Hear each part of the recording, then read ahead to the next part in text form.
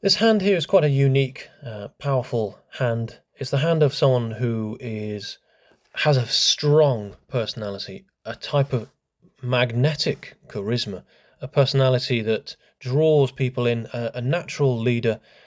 People come to them for answers, and they end up in roles of authority, not generally out of choice. This person has a very sort of, I want to say sloping, but these fingers kind of taper off into conic fingertips, which means the ideas flow freely and evenly as well, because of the springy, firm texture to the skin, or at least that's the appearance. The thumb here is very strong. It's quite high set. It's a thick and strong thumb.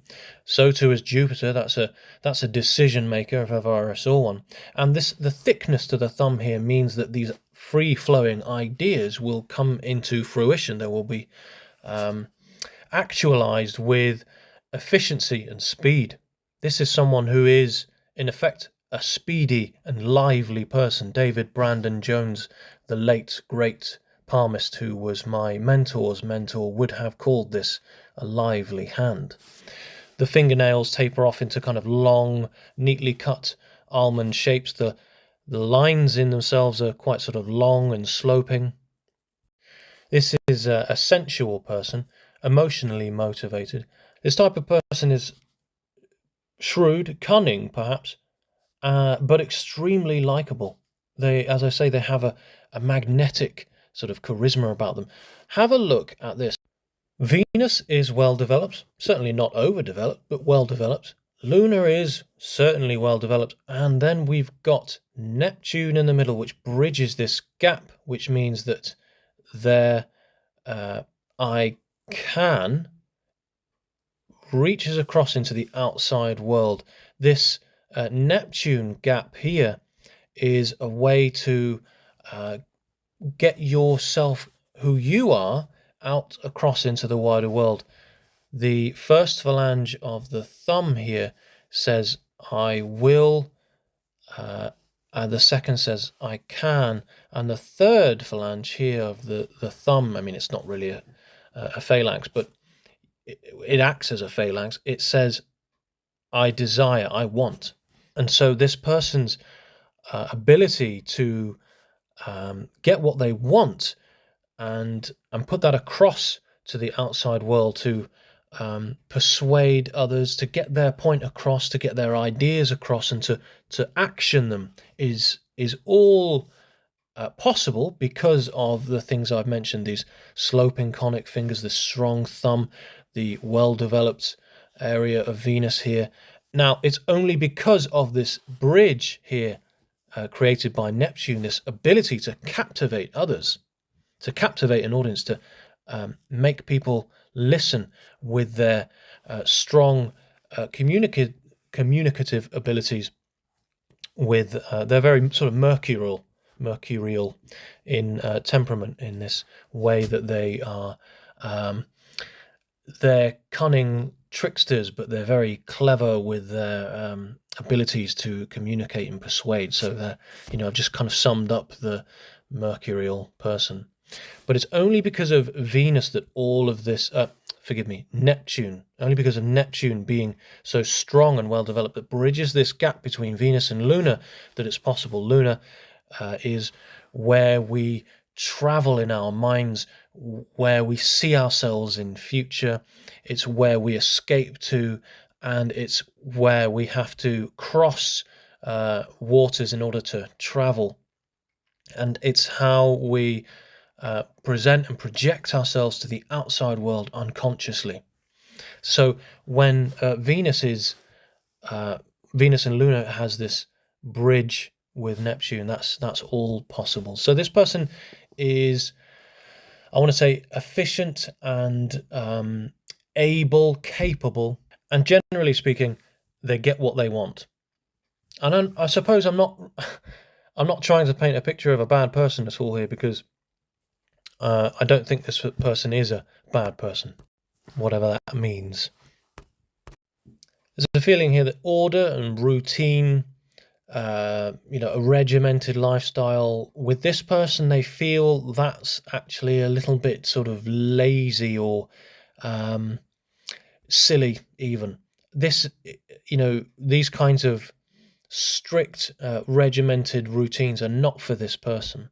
This person won't stick at things unless they are naturally gifted with it.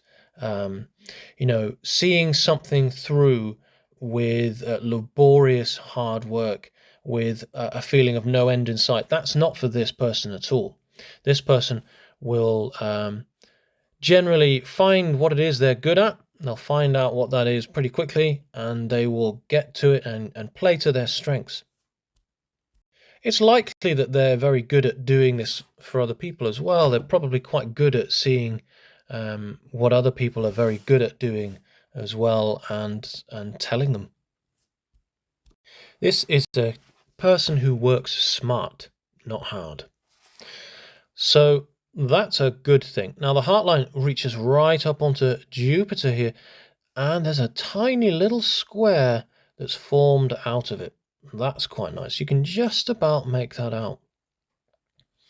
And that's obviously known as the teacher's square. The Jupiter finger is quite sort of pointed in itself as well, as is Mercury. This is certainly someone who enjoys breaking down information, translating their thoughts and explaining things. And they're very good at doing that. They enjoy doing it, and they're both good at it as well.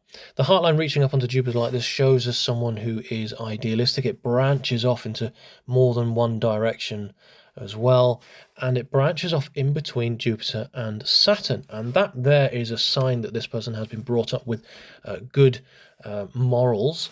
So that's an excellent sign. Now, at the age of around about 5 or 6, their lifeline appears to be sort of pulled apart. It looks like a bit of an explosion's gone off there, and there's a bit of a break. Now, I'm wondering if this person lost someone very close to them at this age. The fact that there doesn't seem to be too much turbulence after this, or since, is a testament to the strength of this person's sheer mental focus, constitution, that's the word I was looking for. And although there may well have been at one time at least a blip in their sort of mental health, this is a very constitutionally strong person in terms of their mentality. And then around the age of, I'm seeing a little bit of a sister line that runs alongside the lifeline here, and you could mistake that for a second lifeline, double lifeline. I actually think this is a repair line in a sense. It's a sister line at the very least. This is an assisting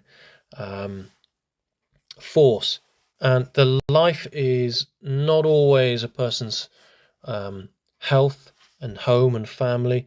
It's also the environment. This could well be some financial aid that's kind of assisting and running alongside this person's life.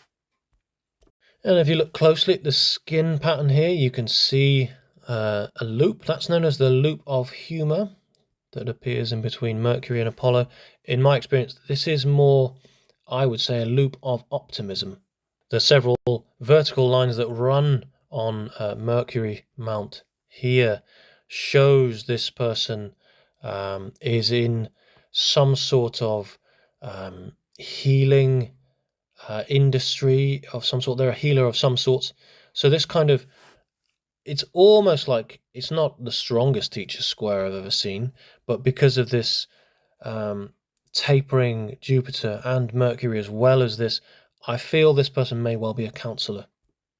The headline forks ever so slightly, and that again provides this person with a gentle extra perspectives, an ability to see life through other people's eyes.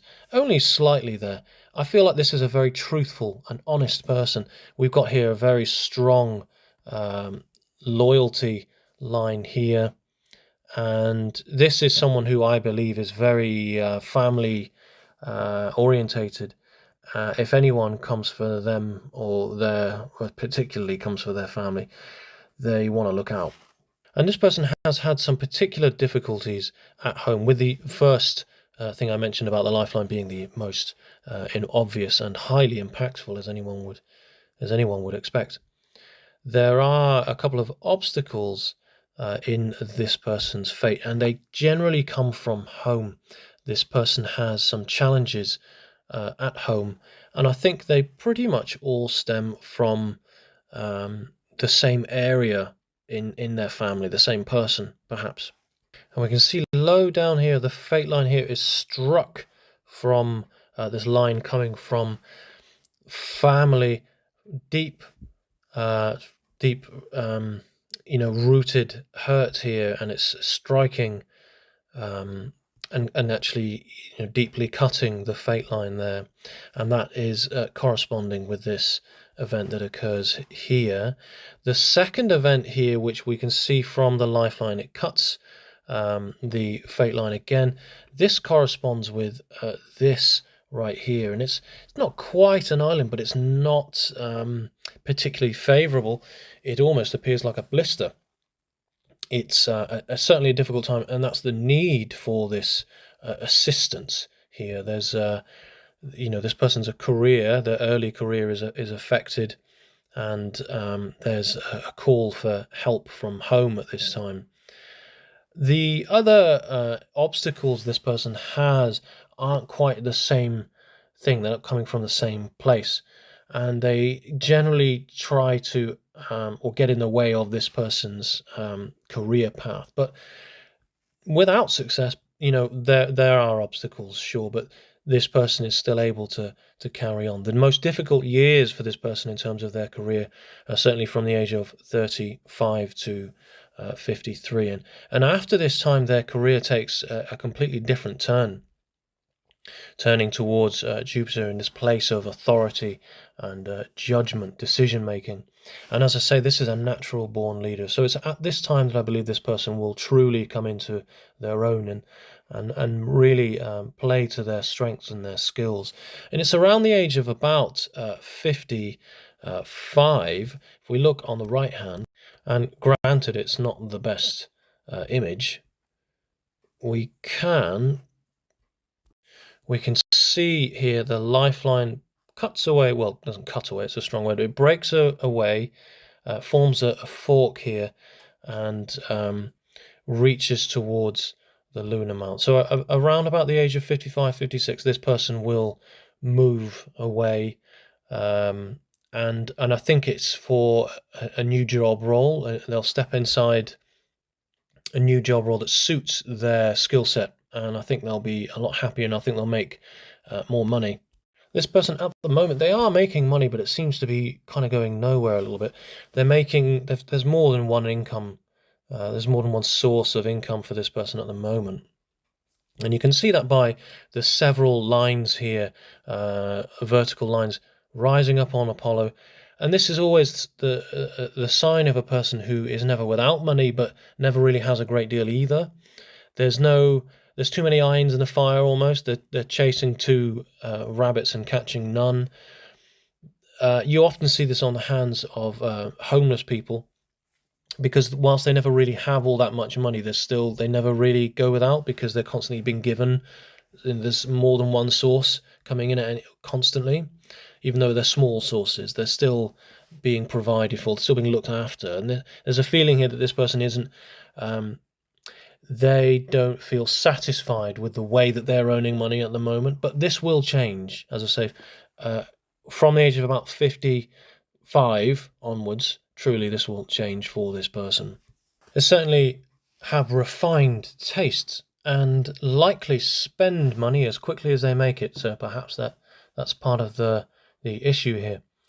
But as I say, I do think things will turn around for this person in terms of finances in their mid-50s and onwards.